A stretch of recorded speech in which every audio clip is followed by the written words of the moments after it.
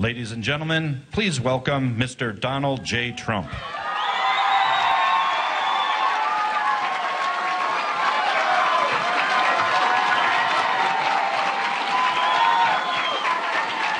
Thank you.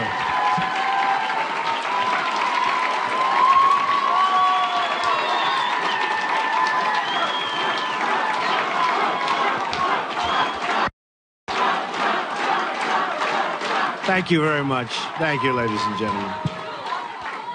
Thank you. Please sit down. Thank you.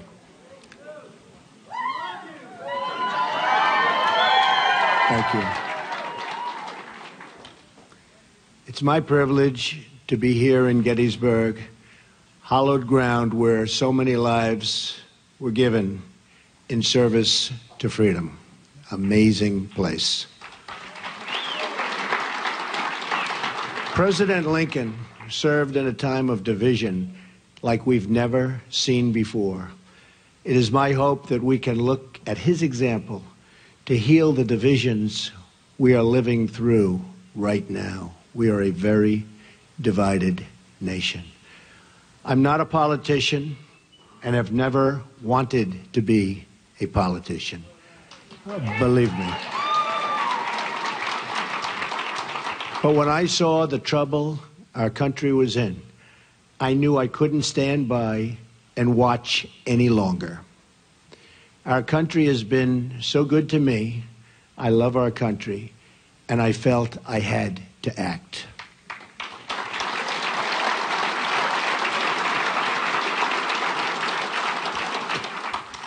I've seen the system up close and personal for many years. I've been a major part of it. I know how the game works in Washington and on Wall Street, and I know how they've rigged the rules of the game against everyday Americans. The rules are rigged. Nearly 1 in 4 Americans in their prime earning years isn't even working. 1 in 5 households have no one with a job. 45 million Americans are on food stamps, and 47 million are living in poverty. We have failed our inner cities, and in so doing, have failed our African American and Hispanic communities. We've misguided military adventures overseas and wars that go on forever that just cannot be won by the people that are doing it now. They don't know how to win the wars. At home, we have our great veterans dying while waiting for medical care. Change has to come from outside our very broken system. Our system is broken. The fact that Washington and the Washington establishment has tried so hard to stop our campaign is only more proof that our campaign represents the kind of change that only arrives once in a lifetime.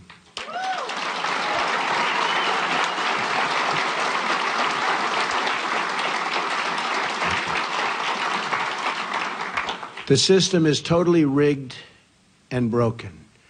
First, the issue of voter fraud.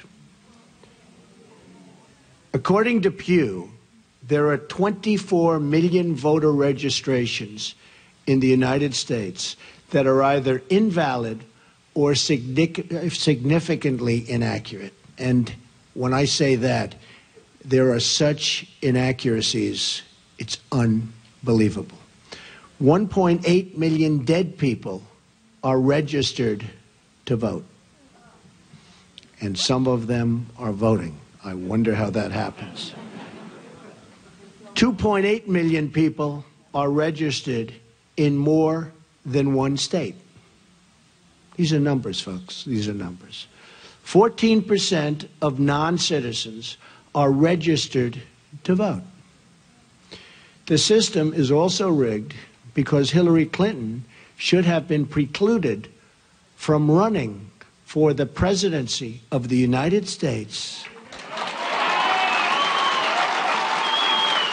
But the FBI and the Justice Department covered up her crimes which included lying to the FBI and Congress on numerous occasions, and included saying, I do not recall, to the FBI on 39 separate times.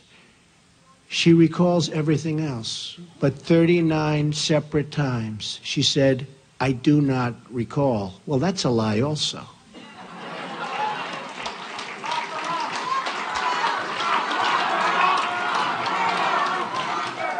Then there is the deletion of at least 33,000 emails after receiving a subpoena from the United States Congress. That's after receiving the subpoena. As an example, it was announced this week that the highly respected four-star general, James Cartwright, may be sentenced to up to 5 years in prison with a massive fine for lying on one occasion to the FBI. And he said he did that for national security reasons. Highly respected man, a four-star general. This took place 2 days ago. How must he feel?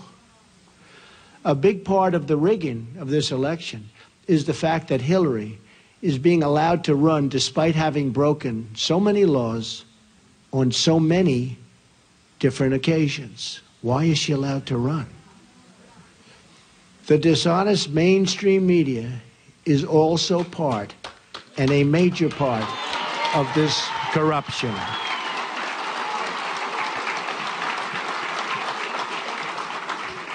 They're corrupt. They lie and fabricate stories to make a candidate that is not their preferred choice look as bad and even dangerous as possible. At my rallies, they never show or talk about the massive crowd size and try to diminish all of our events. On the other hand, they don't show the small size of Hillary's crowds, but in fact, talk about how many people are there. Very small crowds. You know it, they know it, everybody knows it. Over the last 2 days, 3 highly respected national polls said we're in first place.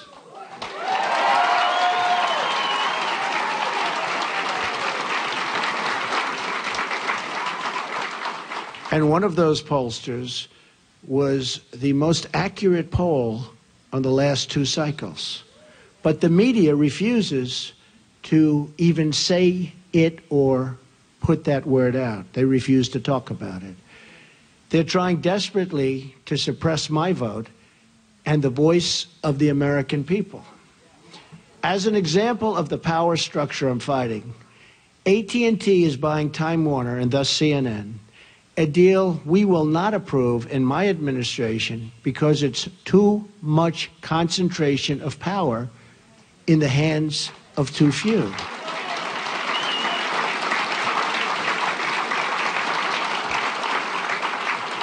Likewise, Amazon, which through its ownership controls the Washington Post, should be paying massive taxes, but it's not paying.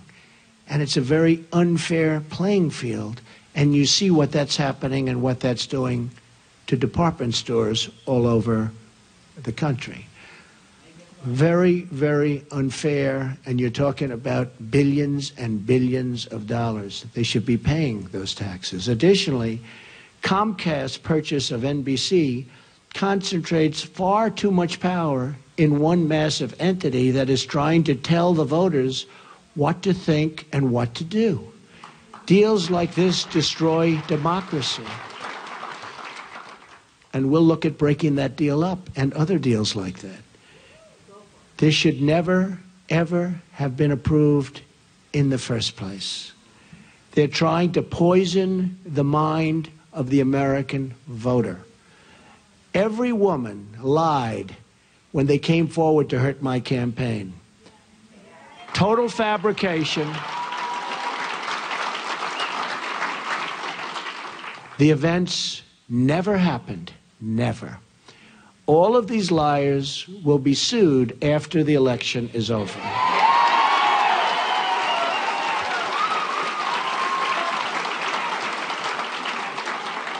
But a simple phone call placed to the biggest newspapers or television networks gets them wall-to-wall coverage with virtually no fact-checking whatsoever. Here is why this is relevant to you. If they can fight somebody like me, who has unlimited resources to fight back, just look at what they can do to you, your jobs, your security, your education, your health care, the violation of religious liberty, the theft of your Second Amendment, the loss of your factories, your homes, and much more. Look at what they've done to you with your jobs. It has just been learned on video that the violent protests at some of my rallies, like in Chicago, where police and others were seriously hurt, you saw that, blood pouring down their face, were caused by paid DNC and Clinton campaign operatives. Now, we didn't know this. We didn't know this. This just came out 2 days ago on tape. We didn't know this. We were amazed at the level of violence. These were paid operatives, paid by the DNC and probably the Clinton campaign. This is a criminal act. Policemen were badly hurt, and so were many others. And these people should be prosecuted. But because of the rigged system, they probably won't be. Just like we found out about these paid violent protesters, it was probably the DNC and the Clinton campaign that put forward these liars with their fabricated stories. But we'll find out about their involvement at a later date through litigation, and I look so forward to doing it.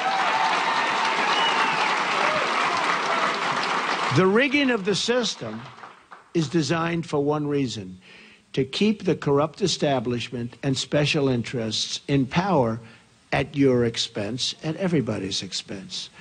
I have no special interest but you, the American voter.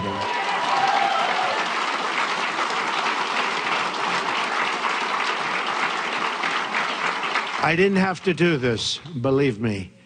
There's nothing easy about it. But I had to do it. I love our country. I love the people of our country.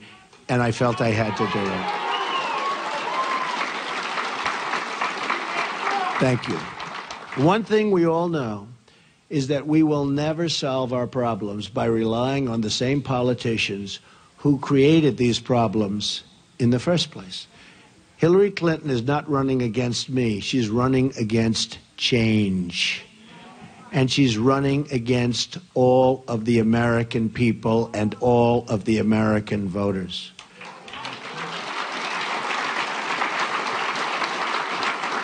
We now find ourselves at that very special fork in the road. Do we repeat the mistakes of the past, or do we choose to believe that a great future, yet unwritten, still lies ahead for us and for our wonderful, beloved country? I think it does. I know it does. My economic plan will deliver at least 25 million jobs in 1 decade. Now, our jobs have been taken away. They've gone to Mexico. They've gone to so many other countries. It's a one-lane highway where they get the jobs, they get the factories, they get the money, and we get the drugs, and we get the unemployment, and it's going to change, believe me, and it's going to change fast.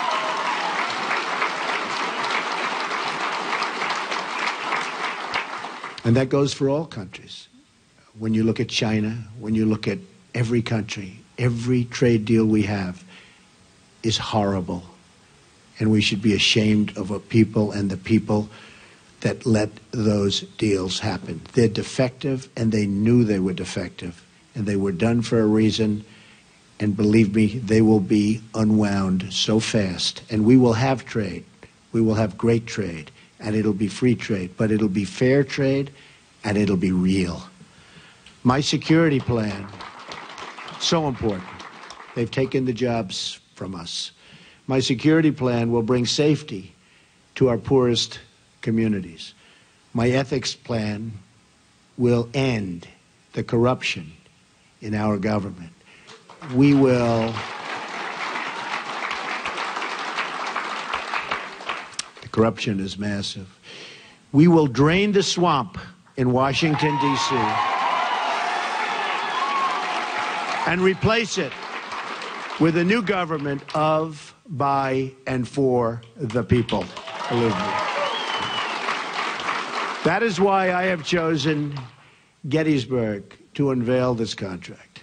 I'm asking the American people to rise above the noise and the clutter of our broken politics and to embrace that great faith and optimism that has always been the central ingredient in the American character. And there is nothing better or stronger than the American character.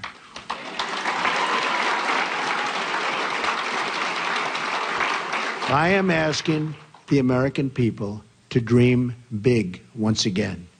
What follows is my 100-day action plan to make America great again. It's a contract between Donald J. Trump and the American voter, and it begins with bringing honesty, accountability, and change to Washington, D.C.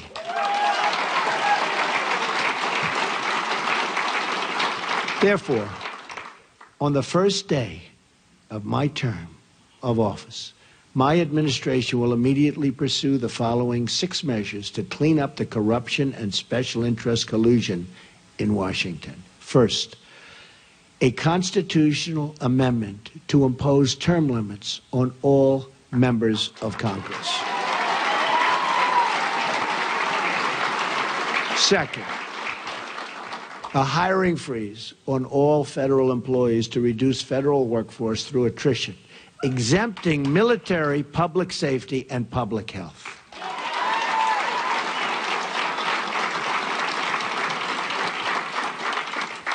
Third, a requirement that for every new federal regulation, 2 existing regulations must be eliminated. Regulations are killing our country and our jobs. Fourth, a 5-year ban on White House and congressional officials becoming lobbyists after they leave government service, making a fortune. Fifth, a lifetime ban on White House officials lobbying on behalf of a foreign government. Very bad. Sixth, a complete ban on foreign lobbyists raising money for American elections. That's what's happening.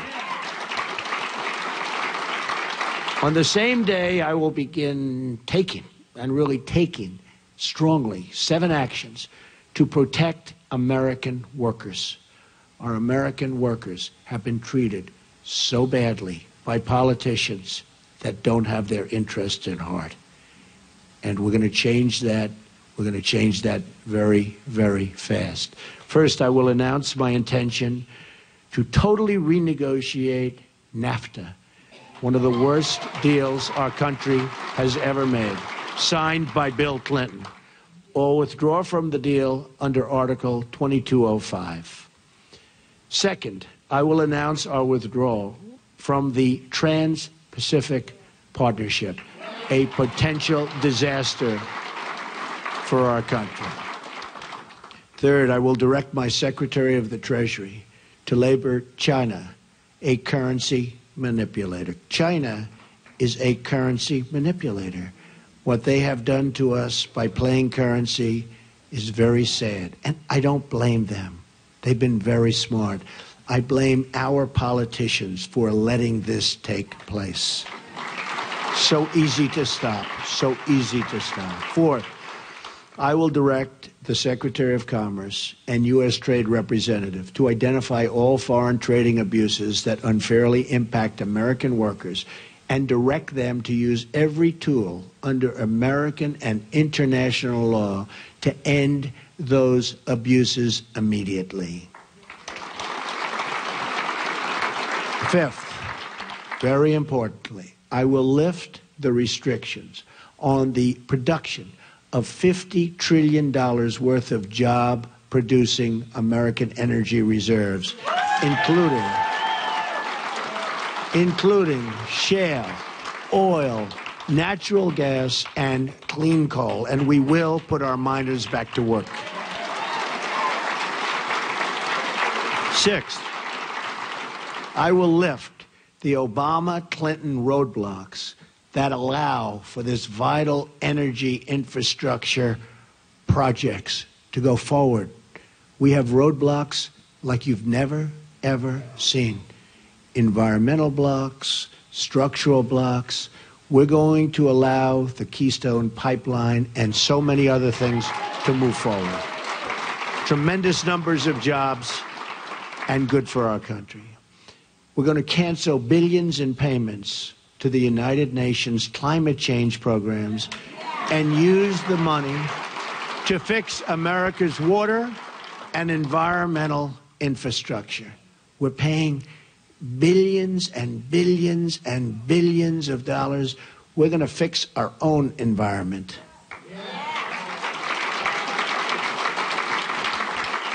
Additionally, on the first day, I will take the following 5 actions to restore security and constitutional rule of law. We have to do that.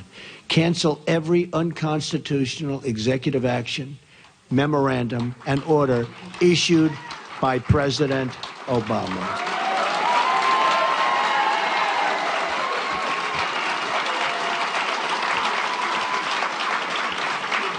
Second, begin the process of selecting a replacement for Justice Scalia, whose wife, by the way, has a Trump sign. His wife is a phenomenal woman.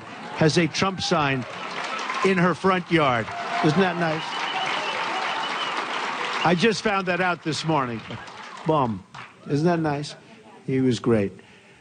From one of the 20 judges on my list, you know we're going to make great decisions from 20 outstanding judges on a list that we submitted, who will uphold and defend the Constitution of the United States. Third, we will cancel all federal funding of sanctuary cities.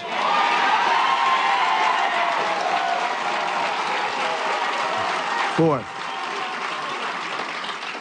we will begin removing the more than 2 million criminal illegal immigrants from the country.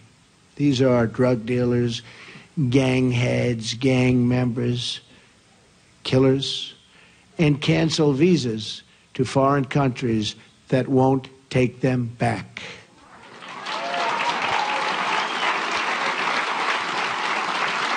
And when Hillary Clinton was Secretary of State, and they had someone who was bad, really bad, and they brought him back to the country and the country wouldn't take him, she said, well, bring him back. We don't want to force the country to take him. There won't be one such instance if I become president, believe me. We're going to suspend immigration from terror-prone regions where vetting cannot safely occur.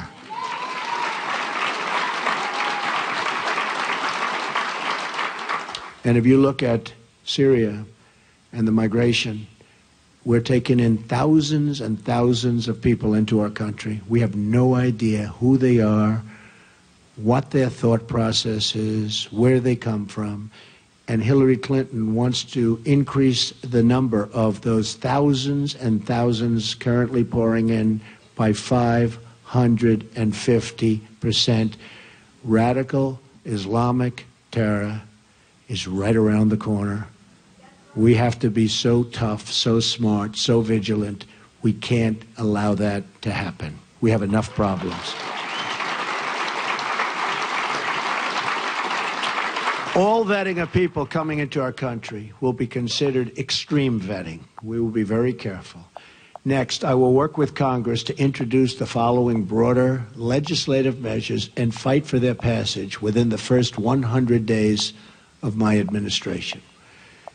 Middle-Class Tax Relief and Simplification Act, an economic plan designed to grow the economy 4% per year and create at least 25 million new jobs through massive tax reduction and simplification in combination with trade reform, regulatory relief, and lifting the restrictions on American energy. Need that so badly. Jobs. We need jobs. Our jobs have left us. Our good jobs have really left us. The largest tax reductions are for the middle class, who have been forgotten. It's called the forgotten man and woman. They have been forgotten. The middle class with family of 2 children will get basically approximately a 35% tax cut, and that's what they can use, and that money will go back into the economy.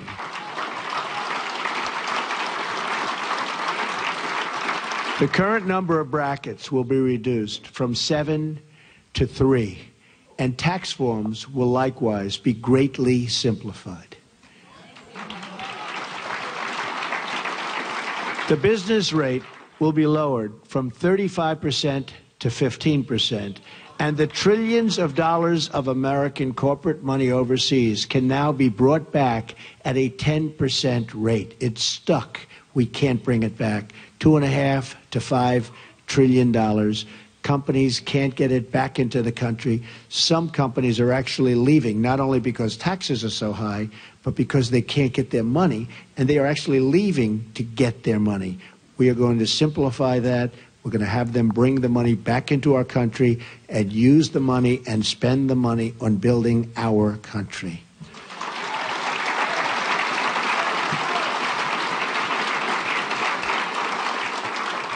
End the Offshoring Act. Establish tariffs to discourage companies from laying off their workers in order to relocate in other countries and ship their products back to the United States tax-free. They leave the United States, like Carrier, like Ford, like so many others. They leave the United States. They fire all of their employees. They go to Mexico or another country. They build a beautiful brand new plant. They hire other people. They then take their air conditioners, their cars, whatever they're making. They send it tax-free across what will be a very strong border, believe me. But they send it tax-free across the border. And what do we end up with? We have unemployment, tremendous losses, and we have none of the benefits. So we will establish tariffs that when they do that, there will be consequences. We'll work with them, we'll be nice, we'll be fair, but there have to be consequences. And when they know there are consequences, our companies will stop leaving the United States and going to other countries. The American Infrastructure Act leverages public-private partnerships and private investments through tax incentives to spur $1 trillion in infrastructure investment over the next 10 years. Our infrastructure is in such trouble. We've doubled our national debt to $20 trillion under President Obama. In less than 8 years, $10 trillion has been added. Think of it. And we haven't fixed anything. We haven't fixed anything. What have we done? Our roads are broken, our bridges, our tunnels, our hospitals, our schools, and we have $20 trillion in debt, all-time high. That's true. Our VA hospitals are in bad shape, and our VA is in very, very bad shape, and we will fix that. We are going to work on fixing that because our veterans have not been treated properly. We have illegal immigrants that are treated far better in many instances than our veterans, and we're not going to have that. School Choice and Education Opportunity Act redirects education dollars to give parents the right to send their children, to public, private, charter, magnet, religious, or home schools of their choice. And so importantly, we're going to end Common Core and bring education supervision to local communities. We do so badly on education. If you look at the lists and you see Sweden, Norway, Denmark, different countries at the top, you see us at the bottom. And yet, by far, per pupil, more money than anybody, and it's not even close. We spend more money per pupil than anybody, not even close. We're at the bottom of the list Other countries spending far less per pupil are at the top of the list. So obviously, our current system is not working. We will change it, and we will make it good. It expands vocational and technical education, which we've totally forgotten about in this country, and make 2- and 4-year colleges more affordable. Have you ever gone to school and you've been with people that aren't good students, but they can fix an engine, or they can build a wall, or they can do things that you wouldn't even think about? Because we can use some of the ones that build the wall. We're going to need them. We're going to need them. We're going to need them. But did you ever see that? How they're genius at fixing a car. They can do anything. But history, not so good. Physics, not so good. I mean, we have to open vocational again. Those are the people. These are great people. The Repeal and Replace Obamacare Act.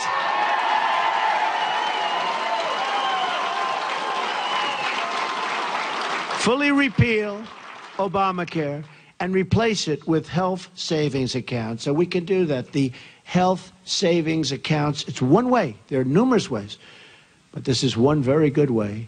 The ability to purchase health insurance across state lines, which we have to do because that's competition. The politicians won't let go of it because the insurance companies, they don't want competition. But we'll open it up. Believe me, we'll get rid of that. I've been saying it for years. And let states manage Medicaid funds. It will be so good. Reforms will also include cutting the red tape at the FDA. There are over 4,000 drugs awaiting approval, and we especially want to speed the approval of life-saving medications. I mean, they're looking at drugs that are looking very good, and you have terminal patients that it's over. These people, they're dying. They want to get the drug. They won't be living much longer. And we study it for years and years. At some point, they have to do what they have to do. They have to do it properly. But we have 4,000 different drugs and products waiting in line for approval, and we can't get them approved. We're going to speed up that process very significantly. Affordable Child Care and Elder Care Act allows Americans to deduct child care and elder care from their taxes, incentivizes employers to provide on-site, and so important, child care services. And you see that with a couple of companies, and it's such a great thing to see. And creates tax-free dependent care savings accounts for both young and elderly dependents with matching contributions for low-income families. So good. End Illegal Immigration Act. Fully funds the construction of a wall on our southern border. Don't worry about it. Remember, I said Mexico's paying for the wall. With the full understanding that the country of Mexico will be reimbursing the United States for the full cost of such a wall, okay? We're going to have the wall. Mexico's going to pay for the wall. Mexico's, by the way, I met with the president of Mexico 2.5 months ago. Wonderful meeting, wonderful person. But I told him, this is a two-way highway, not a one-way highway. We have our people. We have to take care of our people. We have to protect our people. So it's got to be a two-way street. Otherwise, it's going to be a whole different deal. But it establishes a 2-year mandatory minimum federal prison sentence. This is people coming in illegally for illegally re-entering the United States after a previous deportation, and a 5-year mandatory minimum for illegally re-entering for those with felony convictions, multiple misdemeanor convictions, or 2 or more prior deportations. So when somebody comes in, we send them out. They come back in, they go to prison for quite a while. They come back again, they go 5 years. Because what's happening is they're coming back 10 times. And I could go case after case. They come back, look at what happened in San Francisco. 5 times he came back. On the 5th time, he killed Kate. 5 times, but so many others. One 10 times came back, killed somebody after 10 times. When they get deported, they stay out. Otherwise, they have very serious prison terms. They will stay out. Once you do that, they will stay out. Right now, they have no consequence. They have no consequences. Also, reforms on visa rules to enhance penalties for overstaying and to ensure open jobs are offered to American workers first. Number 8, Restoring Community Safety Act reduces surging crime, drugs, and violence by creating a task force on violent crime and increasing funding for programs that train and assist your local police who are doing such a great job, believe me. We increase the resources for federal law enforcement agencies and federal prosecutors to dismantle criminal gangs and put violent offenders behind bars or out of our country and into the country where they came from. Restoring National Security Act, which rebuilds our military by eliminating the defense sequester, which has been very tough on our military, and expanding military investment. Now, at no time, practically, do we need a military like right now. We don't want to use it, but it's peace through strength. We need a strong military. Our military is so terribly depleted. It also provides our great veterans with the ability to receive public VA treatment or attend a private doctor of their choice. If they're waiting online, and I have the plan up, and we've gotten, as you know, tremendous support from veterans, from law enforcement, from veterans, from the military, tremendous support. But if they're waiting online, and you see it, 22 suicides a day, people don't even believe it, 22 a day. But if they're waiting on line for 7 days, 6 days, 9 days, they can't get to see a doctor, and a simple procedure or a simple prescription can solve their problem, and they become very sick, and they die. They die waiting in line. We're going to give them the power to go across the street to a local doctor, a private doctor, a public hospital, or a private hospital, all looking to help and all looking to do business, and we'll pay the bill. So much cheaper, but much more importantly, the veterans will finally be taken care of properly, because what they're going through now is unacceptable.